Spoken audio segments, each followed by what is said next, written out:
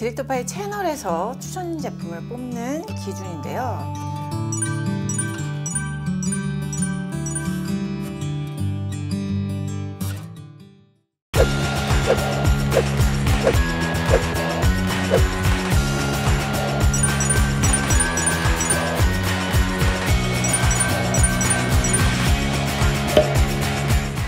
자, 오늘은 작년부터 기준점을 제가 정리해왔던 성분 실리콘 오일에 대해서 얘기해 보려고 하는데요. 디메치콘은 유럽, 미국 등에선 별도로 규제하고 있진 않지만 사이클로펜타실록산의 경우에는 EU 리치에서 2018년 1월 사용 제한 원료로 지정을 했고 2020년 1월 31일 그 이후부터는 씻어내는 화장품 중에서 총 중량의 0.1% 이상을 사용하는 제품은 판매를 하지 못한다라고 규정한다고 합니다. 실리콘을 그러면서 어떤 성분은 되고 어떤 성분은 안 쓰는 게 좋겠다, 이 기준을 좀 정하려고 오늘 영상을 열었습니다.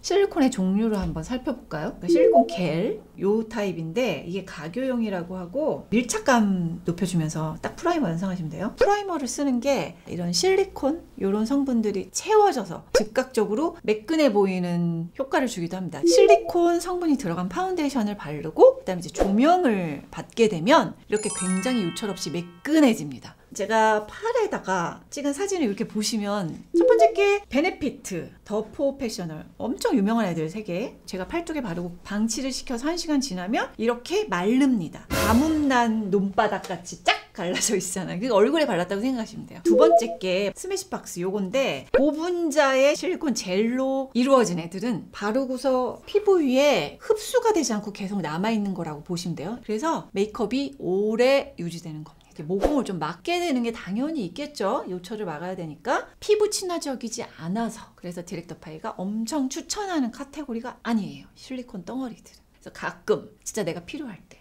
세 번째, 얘 로라메르시의 오리지널 파운데이션 프라이머인데 얘는 약간 더 리퀴드, 물 타입인 거죠. 정제수가 많이 들어간 거. 당연히 물이 휘발되면서 산화철들이 틴트처럼 피부에는 착색이 되는 거예요.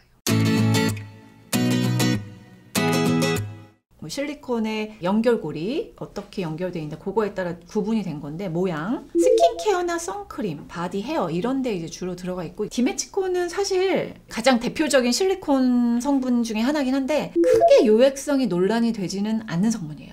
분자량이 대딱 커가지고 피부에 흡수되지 않고 경구독성, 흡입독성을 얘기할 때 흡입은 들어가는 거. 그래서 스프레이 타입들이 제일 위험한 건데, 왜냐면 코나 이런 기관을 통해서 폐로 바로 들어가기 때문에 잔류성이 높다라고 보는 거고, 경구는 입으로 들어갈 경우에는 신체 내에서 걸러서 다시 배출이 되기 때문에 조금 더 잔류성이 낮다라고 지정을 하고 있는 거예요. 그러다 보니 경구, 뭐 또 흡입, 뭐 이런 거에서도 별다른 부작용이 발견되지 않았다라는 게 이제 디메치콘이잖아요.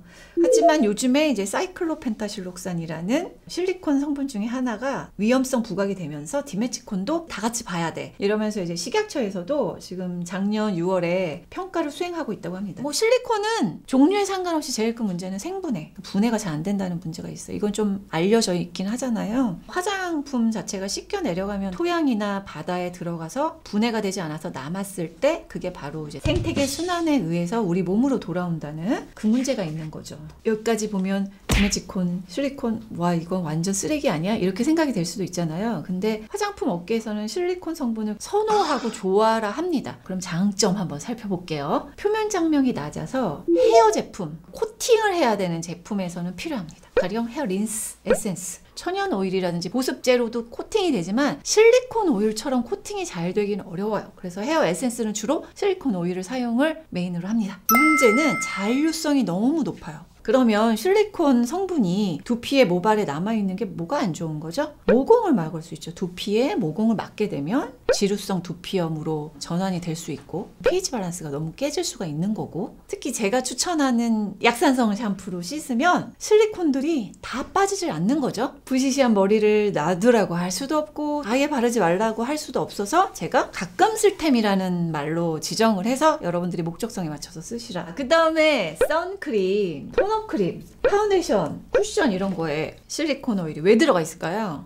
워터프루프를 하기 위해서입니다. 발랐는데 갑자기 땀나서 다 지워지고 물 튀겼더니 구멍이 뻥 뚫렸어. 짜증나잖아요. 표면 장력이 낮아서 물을 이제 튕겨내거든요. 워터프루프의 기능을 가지게 하는 게 바로 또 실리콘의 역할이기도 합니다. 아예 필요 없는 성분이라고 보기는 어렵죠. 자, 이런 스킨케어 종류에 따라 좀 다르지만 실리콘이 들어있어요. 얘는 디메치콘, 얘는 사이클로펜타실록산. 우리 일반 피부는 안 쓰는 게 더 낫다. 대신 보습을 쉐어버터, 천연오일, 또 추출물이라든지 이런 걸로 같이 잡아주면 돼요. 저 같은 피부는. 그러나 지성, 좁쌀 여드름이 뒤집어지는 그런 피부일 경우에는 실리콘 오일 같은 경우에 기체 투과성이 이제 일반적인 오일보다는 되게 좋은 거죠. 특정 피부일 경우에는 제가 실리콘 성분이 들어있는 스킨케어 제품 추천을 하고 있는 거죠.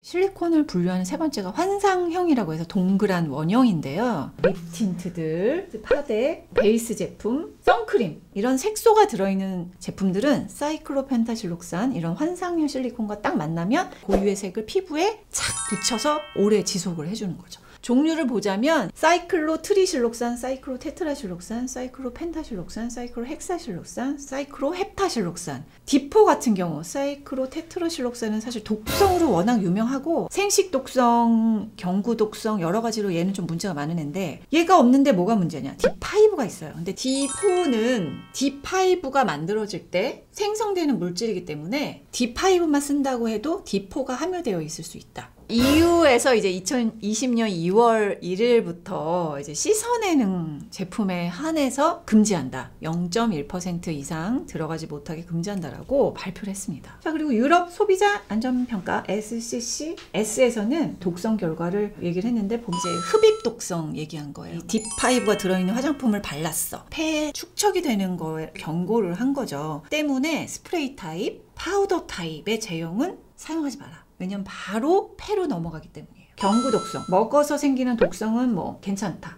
피부 독성, 발라서 생기는 독성은 뭐 아직 괜찮다. 점막과 눈 자극, 이건 D5가 좀 위험할 수 있다. 다 부정적이냐? 긍정적인 견해도 있습니다. 캐나다 규제기관에서는 실리콘 소재가 인체 건강 및 환경에 대한 규제 요구사항을 충족한다고 결론을 지었다. 그러니까 그 얘기는 분해가 잘 안 되고 인체에 아주 좋은 게 아니긴 하지만 그 정도까지 쌓여서 생태계를 위협하고 신체를 위협하지는 않는다라고 말을 하고 있는 거고요. 유럽은 좀 더 보수적이고 캐나다는 아직은 좀 유보적인 입장, 아시아는 뭐 당연히 지켜보는 입장인 거고 이렇게 보고 있습니다. 그럼 디렉터 파이가 원래 말씀드리던 추천 카테고리, 비추천 카테고리를 약간 이렇게 나눠서 쉽게 풀어볼게요. 비추천하는 거는 D5가 함유된 스프레이 타입, 에어로졸 타입, 파우더 타입. D5 함량이 높은 클렌저 제품. 그 다음에 어린이 임산부. 요거는 비추천이다. 립앤아이 리무버 같은 경우는 전부 다 사이클로펜타실록산과 천연 오일로 지우는 겁니다. 물로 씻어내지 않는 방법. 지우고 나서 토너로 2차 세안을 하는 방법 추천을 드립니다. 자, 목적성에 의한 추천은 스킨케어류에서는 제가 특별한 피부 타입 말씀드렸죠. 여드름 피부, 뭐 좁쌀 여드름이 잘 나는 민감 피부 같은 경우에는 투과성이 높은 실리콘 오일이 천연 오일보다 낫다라는 점. 사용 목적, 기능에 따라서는 사용을 추천한다. 부시시한 머리를 놔두라고 할 수도 없고 아예 바르지 말라고 할 수도 없어서 천연 오일이라든지 보습제로도 코팅이 되지만 표면 장력이 낮아서 실리콘 오일처럼 코팅이 잘 되기는 어려워요. 제가 가끔 쓸 템이라는 말로 지정을 해서 여러분들이 목적성에 맞춰서 쓰시라 라고 말씀드리고 있습니다. 드리고 싶은 말씀은 이러이러한 유해성이 있으므로 이제 제조사와 브랜드사에서는 조금 대체 성분을 빨리 내놔 주셔서 적용을 제품에 넣어주시면 정말 좋겠습니다. 전 올해 안에 D4와 D5가 없어졌으면 하는 마음으로 영상을 마무리하도록 하겠습니다.